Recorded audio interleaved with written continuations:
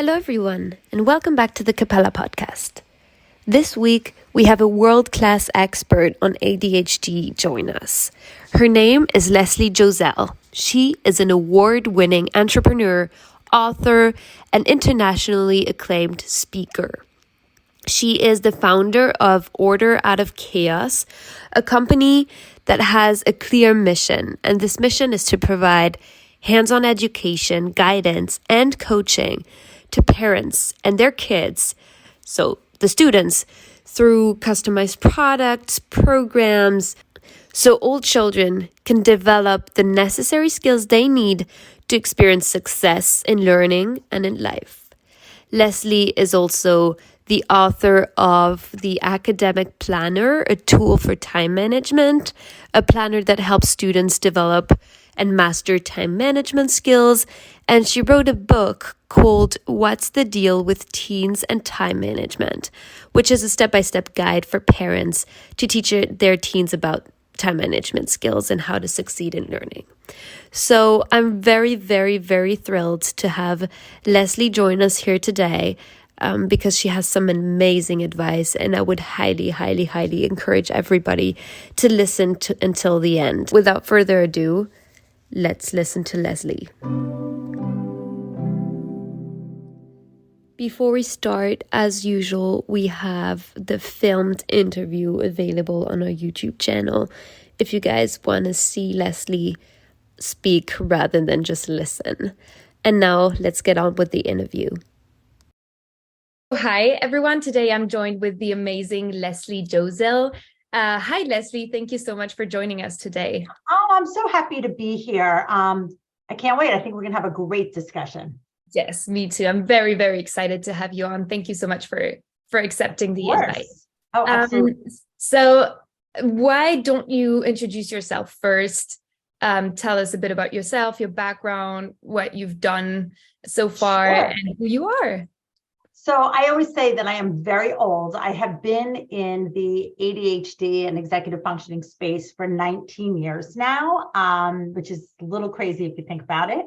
So I'm an academic coach and parenting coach. So I'm an academic coach for students who have ADHD and learning disabilities, as well as a parenting coach. So I think what's really lovely is I come to the table sometimes with three hats on. I wear the student hat, I wear the professional hat, but I also wear the parent hat, because not only do I parent coach, I also am a parent of a child that has ADHD and executive dysfunction. But I started my company, Order Out of Chaos, I want to say back in 2004. And you have to remember back then, there were no podcasts, there were no resources. I don't even think the internet at that time was even as, it really wasn't a place that was as big and bright as it is now. So I had to really rely on my own instincts and resources to figure out ways to untangle my son's worlds, both at home and at school. And back then I did things you might consider revolutionary, maybe not so much now because we have so much more research and understanding of how the brain works. But what I realized for my son, and I think this is even important, is that what he didn't see didn't exist.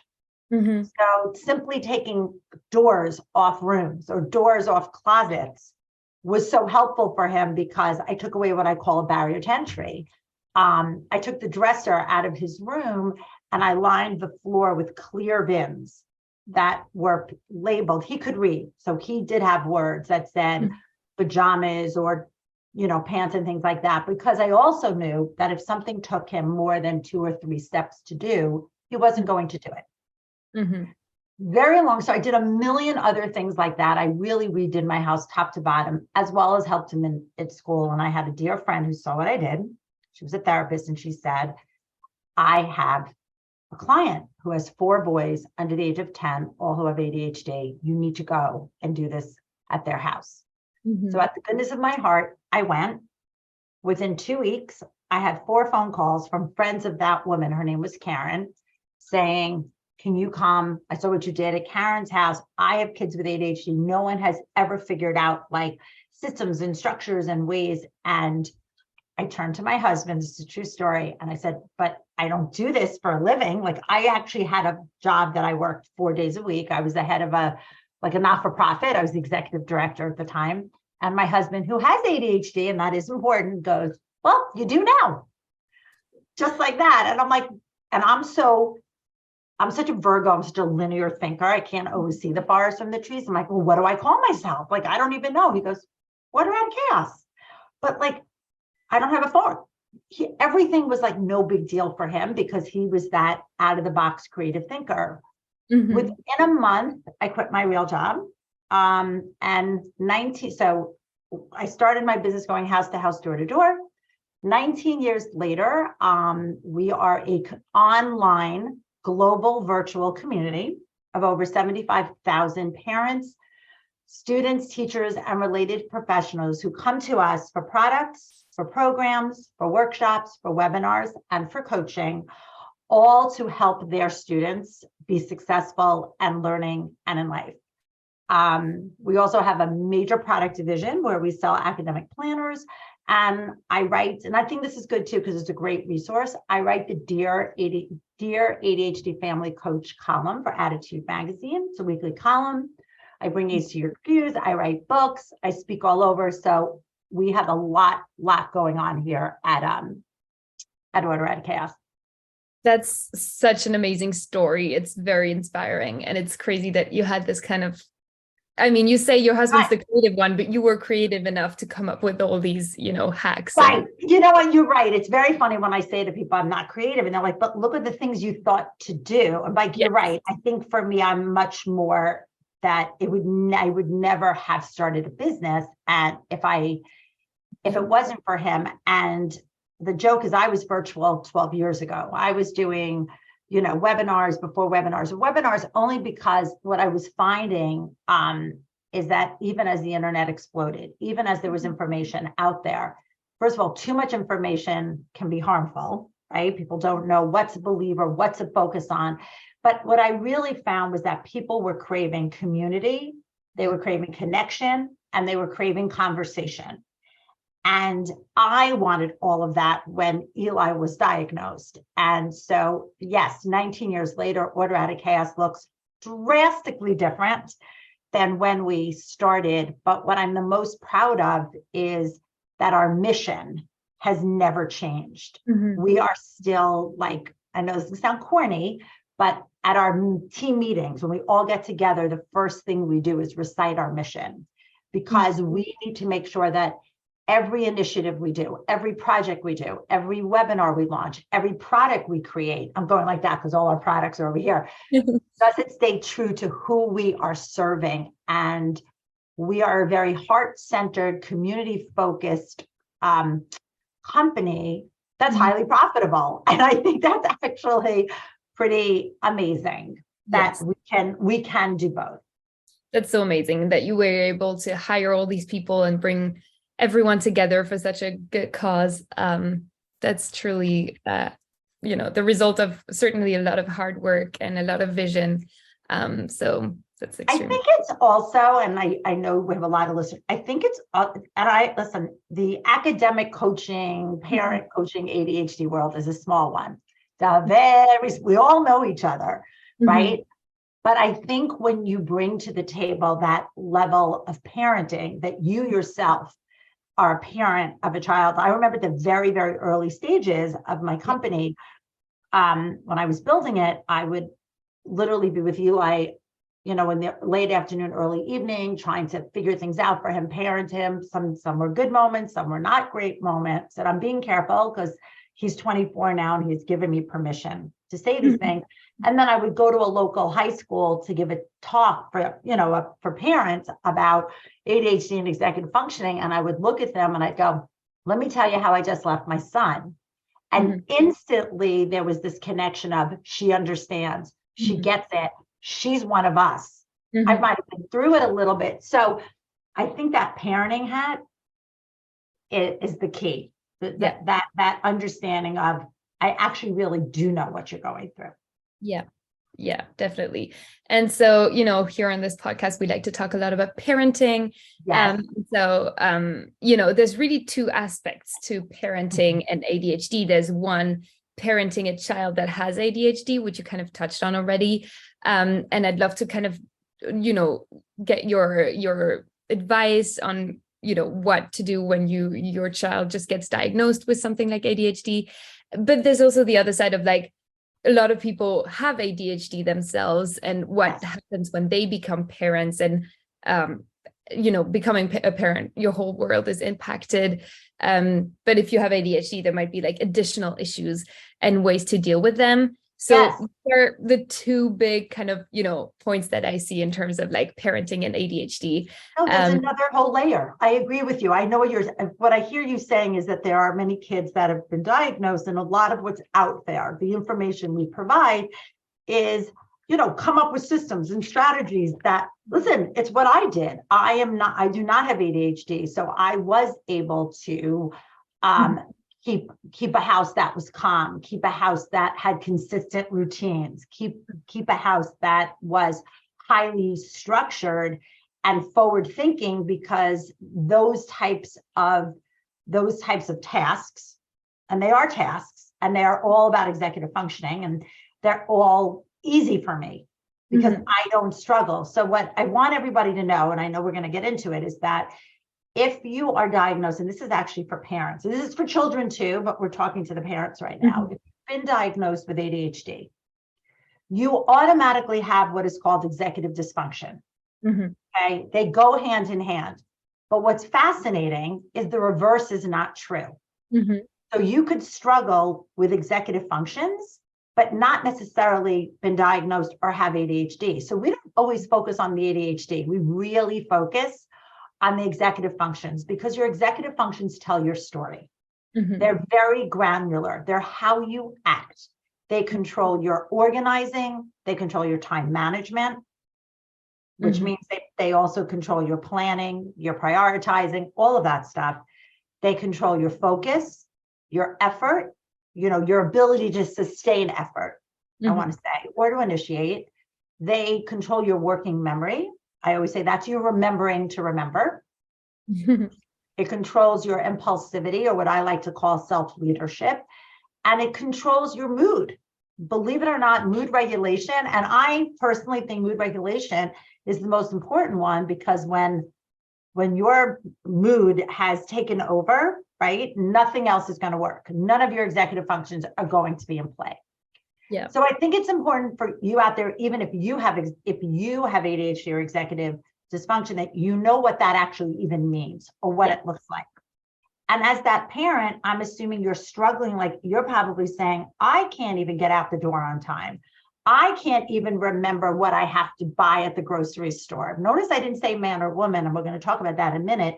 How am I supposed to make sure that my child gets out the door on time and my child is remembering? It is a level of, I just, think of like a boulder that's just sitting on top of your head, and it's crushing and it's crushing and it's crushing.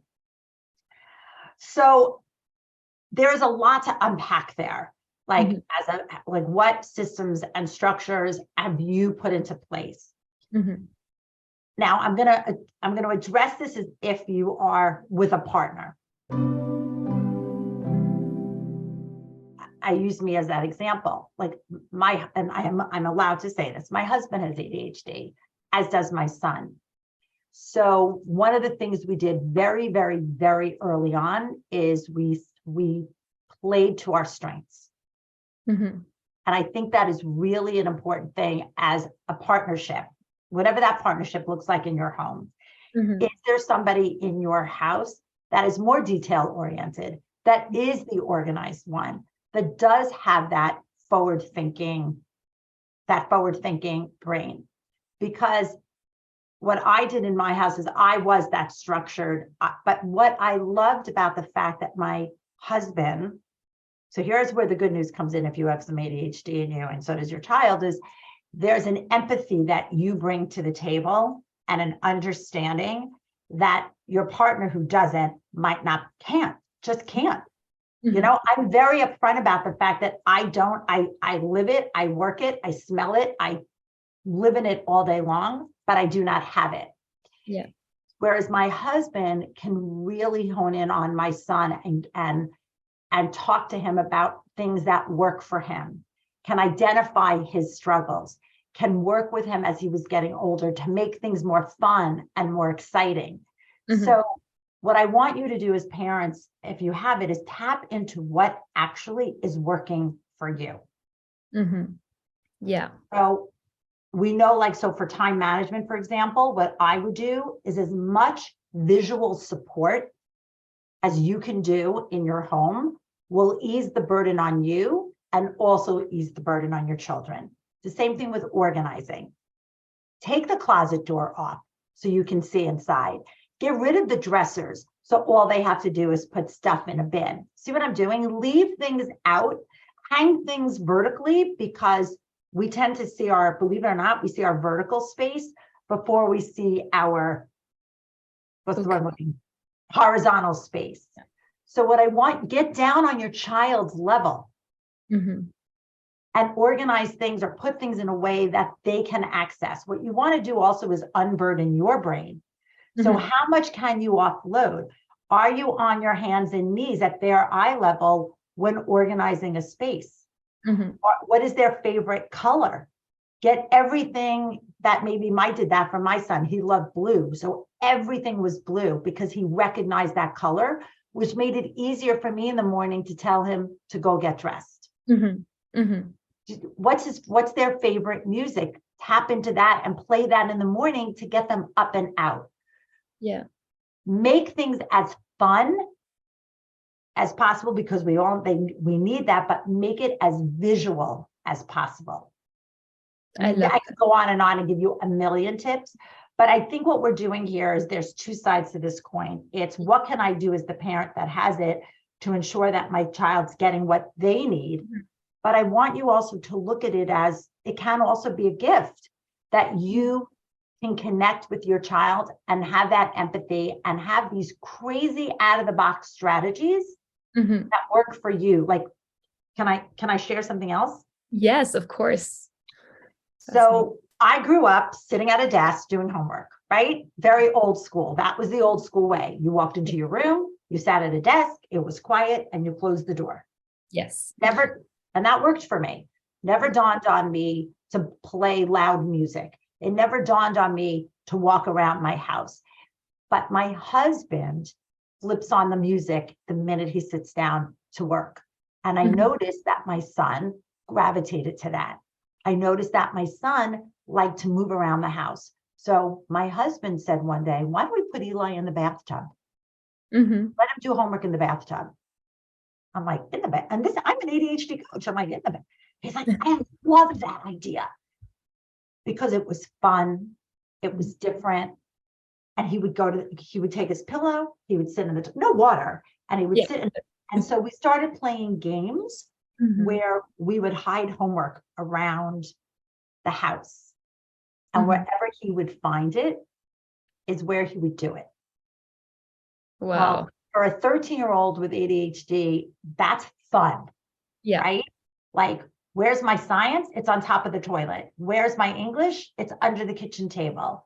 But it was because my husband, who had the ADHD, was able to tap into things that were a little more out of the box. So I want to go back to that whole, like, if you have a partner at home, figure out what your strengths are and who's better able to connect on certain things. Offload. Like, I have to say one more thing, because I know I'm not giving you any chance to speak.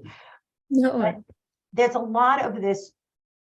Look, we know that's called emotional labor, where in a lot of households, the women carry that burden of the planning, the prioritizing, the remembering, the gift buying, and so if you are a woman with ADHD, imagine the load that you are feeling. You need to offload. You really need to, and if it even means that you have a child that it's hard for them, then you need to offload certain particular tasks so that you are not the only one in your house responsible for them. Yes. Yeah. I think that's a very, very important point. Because women still carry most of the mental, emotional charge. We call it emotional labor, right? That's what we call it. It's that emotional labor. And if you have that, plus you have executive dysfunction, it is, so how can we support you first? Yeah. Right? It's the oxygen mask. What can we do for you? What are the things that you want to be offloaded? Maybe food shopping is not, maybe food shopping, you do it from your computer because there's less to remember when everything, again, is as visual for you. So it's really almost putting on your oxygen mask first and saying, what am I good at? What do I like to do? What are my strengths? And what can I offload to my partner? Because that's not where I shine. Yeah. There's something really interesting that you said, and that I'd love to discuss a little bit more, is you said you focus on ADHD, but more particularly on like executive dysfunction, because you can have executive dysfunction without having ADHD. So it's more general and more people struggle with that. Yes. We know that, ADHD is kind of talked about more these days than it was 20 years ago, or 30 years ago, or even 10 years ago. Oh, yes. And it's also kind of what you mentioned at the beginning when you said that it was revolutionary what you did at the very beginning of your journey. So how, I guess there's a lot of people out there who struggle with executive dysfunction, but don't know that it is executive dysfunction, or don't even know that there's anything that it could work on. So if any parents are listening in and feel like they struggle with these things that we just mentioned, like time management and clutter and organization and all of that, but they have never been diagnosed because they've never been to a doctor, they've never been, they didn't even think something could be up. Right. What do you tell these people? Do you think these people could still get help? Can you kind of self-diagnose your executive dysfunction? Okay, so I want to be careful because I'm not a doctor and I do not diagnose. I want to make that really clear. So what I do want to say about the ADHD and the connection and the executive dysfunction is that, when ADHD was first talked about years ago, everybody thought it was either, it's a hyperactivity or it's not being able to sustain attention. That's actually not true. We all know that those of us with ADHD can actually focus. Sometimes, though, it's not on the right thing and for the right amount of time. We know many of us hyper-focus. We spend 10, 12 hours playing video games as kids, or as parents, we might be, on our social media for hours on end, and all of a sudden realize 3-4 hours have gone by. ADHD is really about self-regulation. So I really want to say that first. That's really what it is. It's a self-regulation disorder. It's being able to do the right things. Think about it. I'm making it as layman as possible. It is to be able to do the right thing at the right time, for the right amount of time, with the right volume, the right energy, the right cadence, the right focus, all of those things. So I actually call them purposeful actions. That's really what they are. Now, I am sure there are plenty of parents out there, adults, let's call them adults, because not everybody's maybe, but we'll call them adults, who might be saying, wait, I have a hard time sustaining effort. I have a hard time remembering things. Like, could I have executive dysfunction? Now, I'm going to even say that the pandemic in some ways also really added a lot of this, like, I'm more distracted. I'm maybe even more anxious. Is that lending itself to me feeling like I can't focus or can't sustain attention? You are never, ever too old to be diagnosed, ever. I get parents who come to me all the time and say, my kid is 21. Is that too late? No. And I am allowed to say this. My husband wasn't diagnosed till he was 40, right? And it changed his life being diagnosed. What you need to do if you feel that you might have executive dysfunction or ADHD is you need to go to a professional. You need to find either a psychiatrist who specializes, a psychologist or a psychiatrist who specializes in ADHD, or a neurologist. But you must go to a medical professional. They will diagnose you. Yeah, definitely. Coaches do not. I want to Yeah. say that. And if a coach does diagnose you, then they're doing the wrong thing. We do not diagnose you. We get you after the fact. Yeah, Right? Does that make sense? definitely. But since you said your husband was diagnosed at 40, I feel like some people might be listening in and feeling like, oh, this could be something that I have because I struggle with these things. And I'm a parent and, I struggle to get my kid, out the door at the right time, or all of these things you just mentioned. Yes. So I feel like it was an important point to make. And it is important because we now, we talk a lot about it at Order Out of Chaos. Most of everything we do, our programs, they are geared to parents about their kids. Yes. And we talk about procrastination, and we talk about effort, and we talk about being overwhelmed. And the overwhelm was not something that was very big for years. I mean, talking about that. And since the pandemic, that feeling of overwhelm has really come front and centered. And in our world, we call it the TOO, child, but it could be the TOO parent, right? Everything is too much, too big, too hard, too loud, too vague. That overwhelm and overload can come from many different places. So does not necessarily mean that you have executive dysfunction or even ADHD. You must have all of some of those other factors that I mentioned, like being for even it to resonate. So again, going to a professional is really your best course of action. And I don't want to go into the nitty gritty of it. There's there's questionnaires and exams and such like that will actually help with your diagnose, but you're never ever too old to be diagnosed and get help. That's a great point to make. And maybe especially the time when you become a parent, so many things change in your life that it could be a good time to, realize that maybe that's what's been up, or that's what's been kind of going on. I think what we also don't always see is, let us say you do have ADHD and you have a partner, but you've been able to manage your day-to-day life. Like, let's say your home is organized in a way that makes sense for you. You're able to get up and get out the door on time if you work outside the home, or get up to work, whatever it is that you do, you're able to get through life. If you now have a child, what we have to remember, even if you don't have ADHD, if your life has been going like this, and your organizing systems are going like this, and your time management systems are going like this, even the amount of things you have to think about and remember, now all of a sudden you have a child. Your life has gone this way, right? But everything else has stayed the same. So it's not unusual to feel that overwhelm and feel that I'm not on top of things and feel that I can't be organized and time managed. What we need is to veer you to the left and make sure that what systems and structures and supports you have in place are continuing on that same path now that you have your child. And for some, it might also mean bringing in help. And I want to talk both sides of the coin here.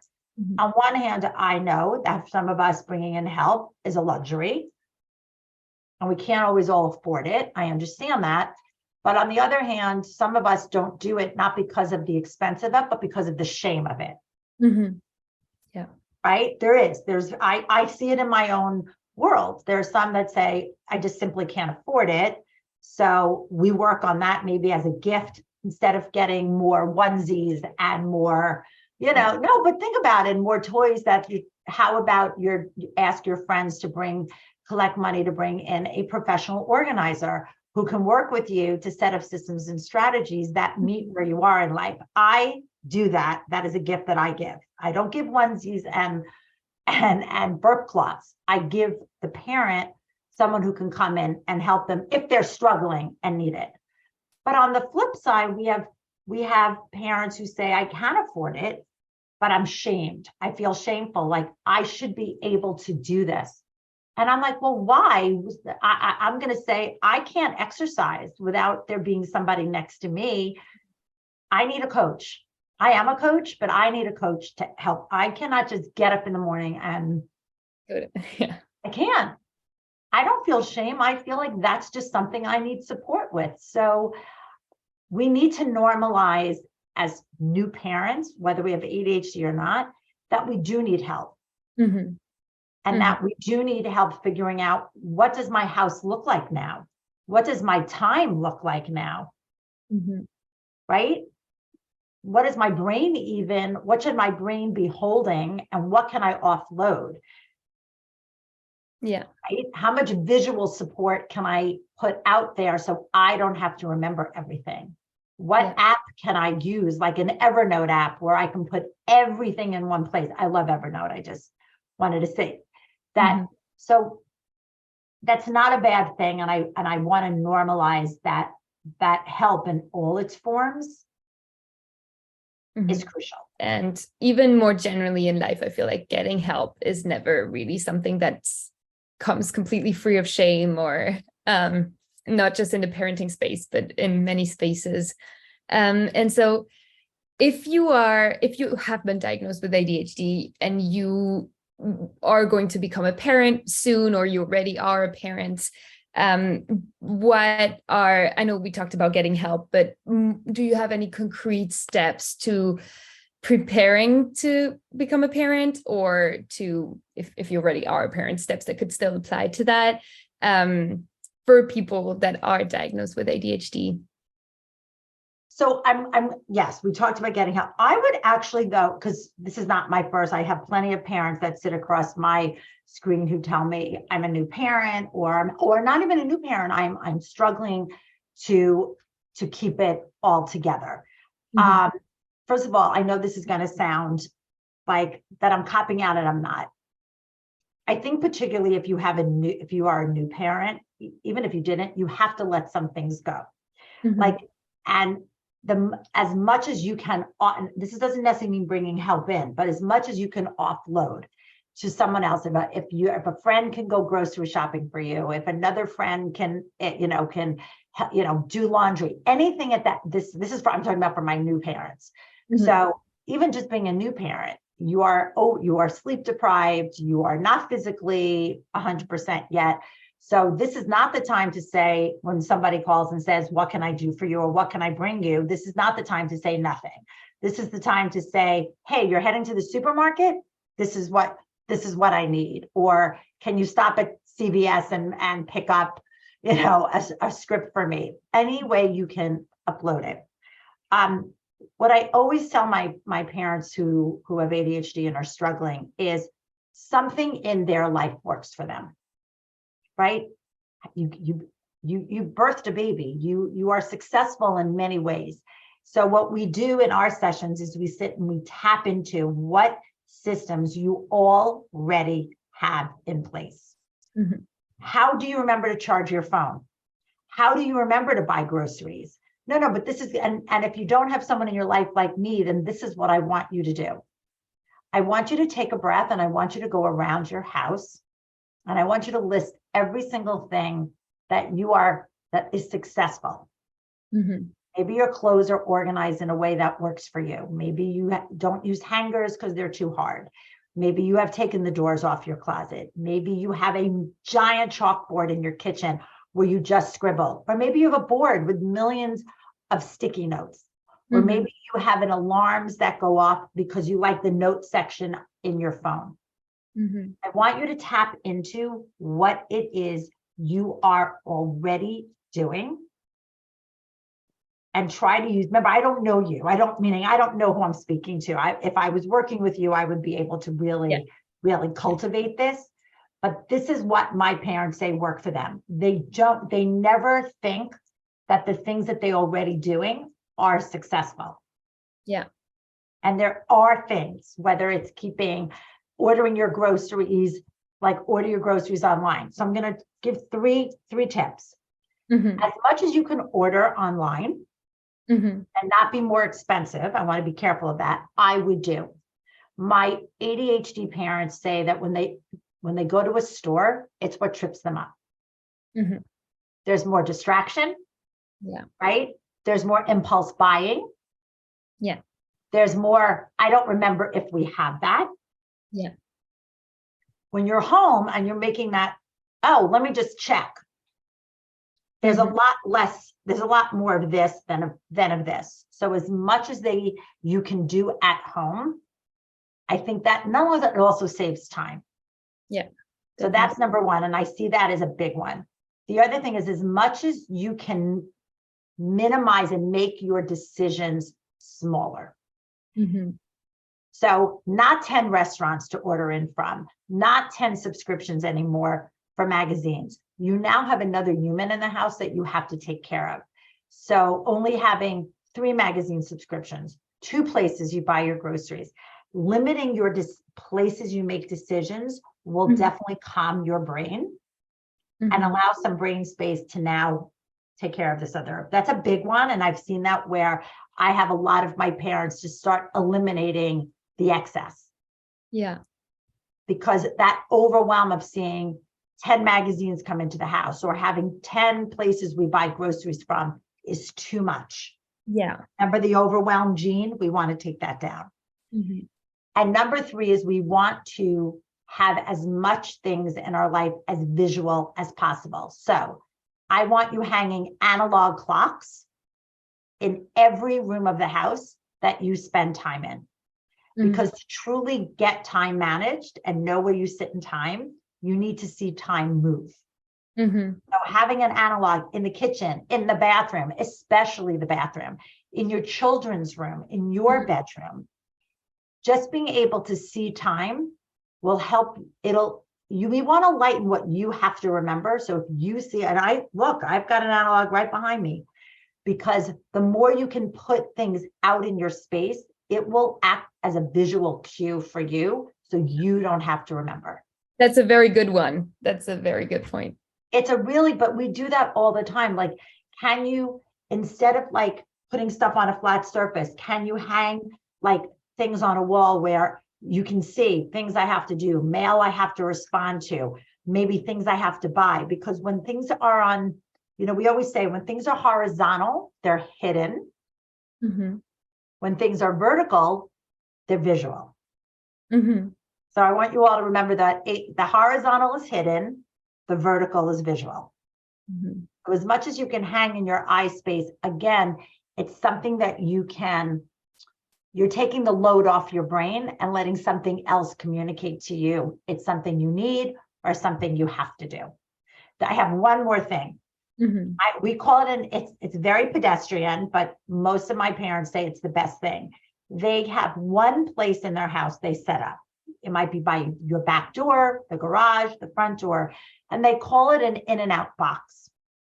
It's the one place in their house, especially when you have a child or a newborn, where things that have to go in and out of the house live. So that's where maybe the stroller lives. That's where the diaper bag lives. That's where it doesn't go all over the house. They find one place. And they use that also. I have to do a return. That's where it goes. I actually have one woman who literally goes and puts everything just in her car. Because again, the car is acting as a visual clue. She gets in the car and she sees, I have to go to the cleaners. And she has a basket. And, I have to pick up my script. That's actually how she does things. Instead of she says, taking notes for me doesn't work. So I use things as my visual cues. I feel like we covered a lot of ground. A lot of ground. To close up, there's one question that I like to ask everyone who's on the podcast, but I feel like you kind of already answered it, but I don't know, maybe you still have something else that's wise that you can add. But I usually ask, if you were face to face with a new parent who just had a new baby right now, what are like the top 2 or 3 tips that you would give them, to manage this crazy time? And in today's episode, we could say if it's a parent that has ADHD, what are the top 2 or 3 tips that you could give them just right off the bat without knowing them, but the top 2 or 3 things I would tell them to do. Definitely. I feel like we touched on it a little bit already. I did touch on a little bit. I think the one I think I really like the idea, because I'm going to say this. I didn't have ADHD and I did this.